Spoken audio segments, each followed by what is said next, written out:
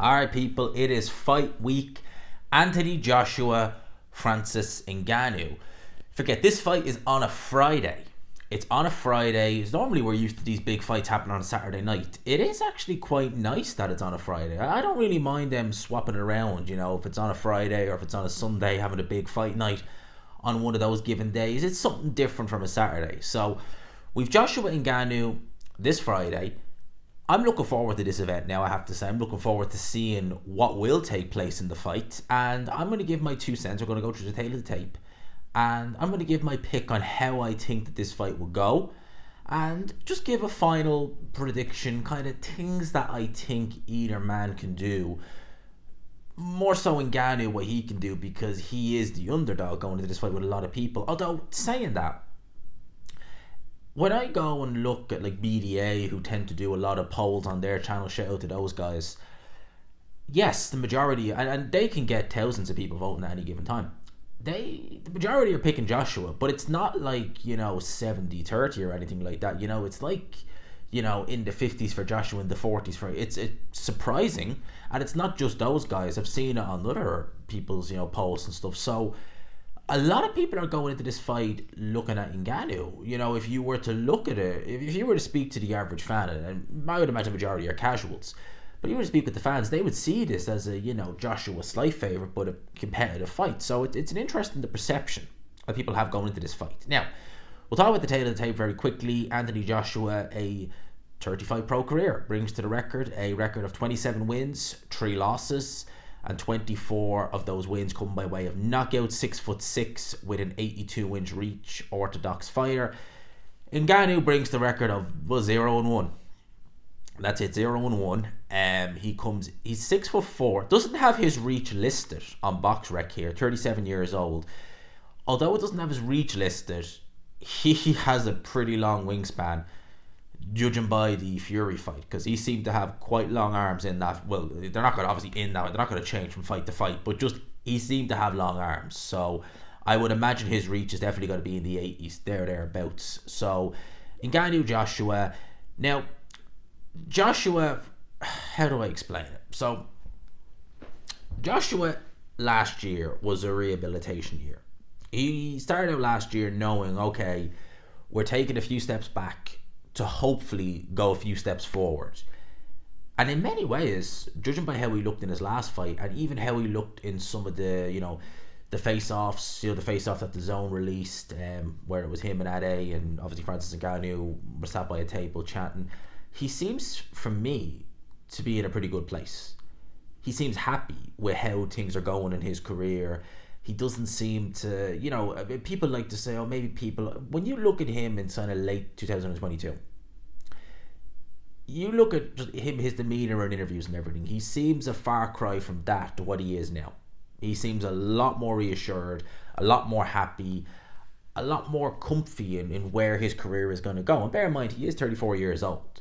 So you would imagine that Anthony Joshua, his physical peak is probably, I don't want to say he's not over the hill or anything like that. He's not had a terribly punishing career.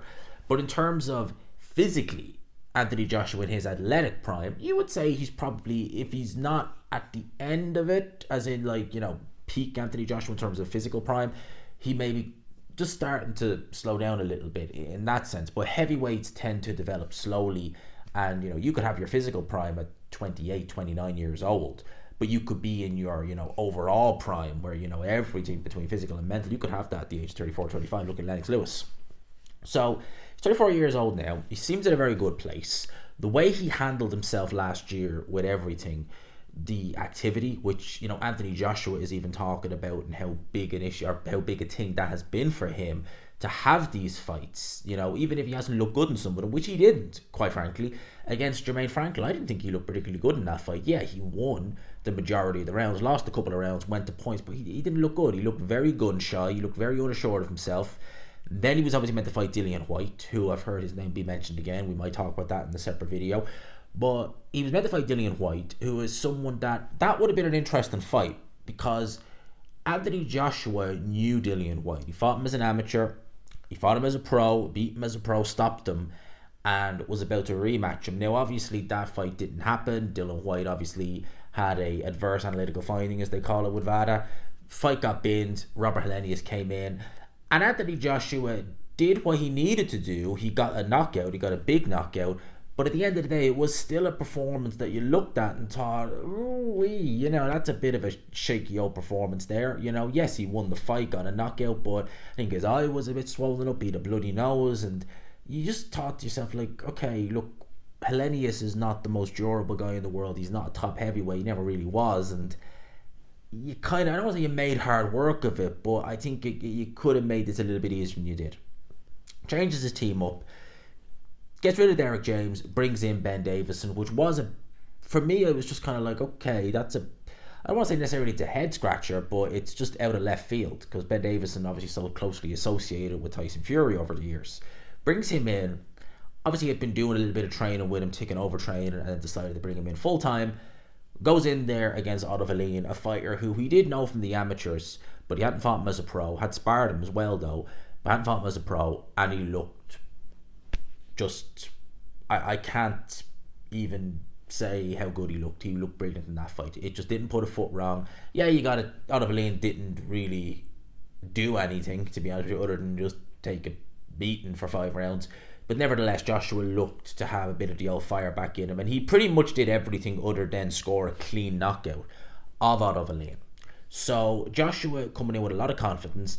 I said that you have to look at how successful that card was for Anthony Joshua in terms of mental state, because he was able to, whether you think it's a good thing or a bad thing, he looks at someone like an Otto Wallin and thinks, okay, you fought Tyson Fury, you went the distance, you gave a good account of yourself, you could have won it with a different referee. I want to do better. He did do better. He also has Deontay Wilder on that card, someone who he's signed to fight. Many people, myself included at the time, were thinking, Wilder against Joshua, be making Wilder favourite. A lot of people, Jarrell Miller saying, I'll put you in the hospital, but Wilder's going to put you in the ground at the press conference, stuff like that. And it was Outmatch who actually pointed out that not only did Wilder lose, who was a rival of Anthony Joshua, but Jarrell Miller, someone who Anthony Joshua really doesn't like, also lost on that card. So all of those rivals, Miller, Wilder, Fury, even though he wasn't on it, they all still came out looking worse. And Joshua was really the victor of that whole card, because he did what he needed to do. As he said, he kept up his end of the deal. So he comes into this fight with a lot of confidence, it seems, off the back of that performance. He's going in there against Francis Ngannou, where Ngannou is coming in with a lot of confidence as well, based upon his performance against Tyson Fury. Now, we look back at the Fury fight, and again, I'm trying not, and I hope anyone doesn't think I'm doing this, but I don't want to take away from Ngannou's performance. It was good, but that Fury was just awful. He did not look himself. He did not look right. He looked out of shape. His legs didn't look like they had any spring or poise in them. He looked about as graceful as an elephant in there, quite frankly. And that was Fury, honestly, like on that given night against someone like an Alexander Usyk, against someone like even a Deontay Wilder of a few years ago, he would have been absolutely annihilated.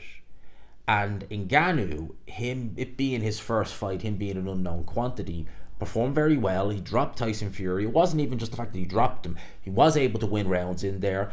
Ultimately, Fury got the decision. I've got no problem with that. But when you go back and look at the fight as a whole, you look and you say, okay, he really did. Like, it wasn't just a knockdown. He was landing quite regularly. He was counter-punching quite well as well. And he was much stronger up close than Tyson Fury, which is something that Fury has in his game, that he's able to say, well, at least up close, I've got the weight, I've got the strength. Ngannou, it was honestly like man against boy in there.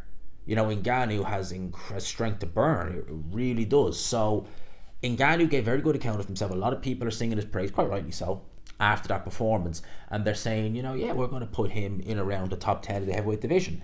So for Joshua going in there, a lot of people are saying this is actually, it's not just a gimmick fight, which is something Joshua even said at one point he saw this fight as. A lot of people are saying it's Joshua going in against a legit top 10 heavyweight based upon that performance. There are a lot of people who are in the top 10, in many people's eyes, that wouldn't have given as good account of himself as Francis Ngannou against Tyson Fury in that respective fight. So a lot of people are saying that this fight's going to be tough. The few things that kind of I look at with this fight, it's a 10 rounder. Now, why is that crucial? Francis Ngannou wanted the 10 rounds. Um, it's a strange one because you would imagine that you would want the full 12 round distance. It means then that you have a better chance of clawing back a deficit if you go behind early on, or maybe you suffer an early knockdown. But he wants the 10 rounds. I assume it's because he wants to maybe try and set an early pace. And Joshua haven't fought 12 rounders for the last 8-9 years, thereabouts.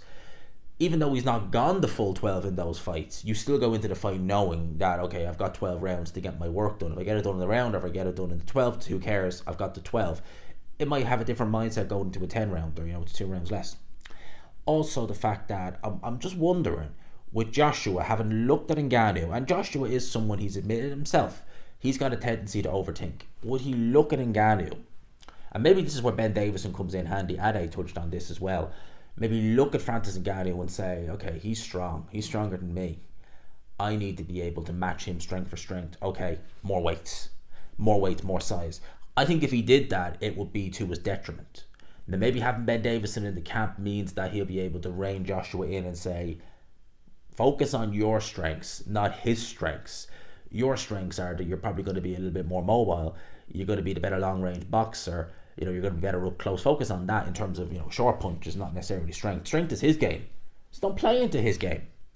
And I think and I think Ben Davison will say that. I think he'd be well advised to say that to Anthony Joshua and him come in at a reasonable weight by his standards, 240 thereabouts. That's what I think he should do. Ngannou against Fury, I thought that he needed to, how would I describe it? I don't want to say go for broke early on, but go with a game plan that basically the professional who Fury is a professional. Take him so out of his strides, as in do things that a professional is just like, oh, I wasn't ready for this. It's just so abstract and so strange for the fighter to be doing this that I'm like, I didn't even think he could do this. That's what I was saying might have been his best keys to victory for Tyson Fury. He didn't do that. He actually boxed them and did very well, which really surprised me. The problem with that is that a lot of people are going to look at that and say, well, he's going to do that with Anthony Joshua. And Anthony Joshua has those 10 rounds of film to be able to look at and say, okay, he did this with Fury. He did that with Fury. Okay, well, I just don't have to do that. So with Ngannou, it might be good to try and swap it up. If many people are thinking you're going to go in there, you're going to use your reach, you're going to counterpunch, you're going to look to make the fight, up close and use your strength. Maybe don't. Maybe look to go in and set a high volume. Train for high volume, train to be, throwing a lot of punches around by heavyweight standards. Because of Joshua, because we know through the years when he's really opened up and he's opened the tank, he's needed many rounds, especially if he's not got rid of the guy. He's needed many rounds to go and get the air back into the lungs, to be able to just get his strength back, to be able to launch another attack. We've seen that before with Anthony Joshua, and very good chance if Ngannou sets a high tempo early on, we may see it again. Now, Anthony Joshua, though, on the other hand, Anthony Joshua is not Tyson Fury. Anthony Joshua is a consummate professional. He is. When have you ever seen Anthony Joshua out of shape? I've never seen him out of shape. I've never seen him between fights look at him and think, oh, he's got weight to lose in terms of, fat and stuff like that. I've never seen that. I've never seen, I'm sure he does drink from time to time. I'm sure he does go out and party, but I've never seen it go to a mad extent. You don't see him outside of a fight camp and just think, oh, okay, he's got weight. He won't be fighting anytime soon. He's got weight to lose. You don't see that with Joshua. He's pretty much always ready. He only fought at the end of December. It's not that long ago. It's really not that long ago, the end of December. So he's obviously going to be primed and ready. He knows, right, Fury came in bad shape. He wasn't prepared. He took this guy lightly. I'm not going to take him lightly. Now, if I take him lightly, well, I could be in trouble. He clearly hits hard. So I'm not going to take him lightly.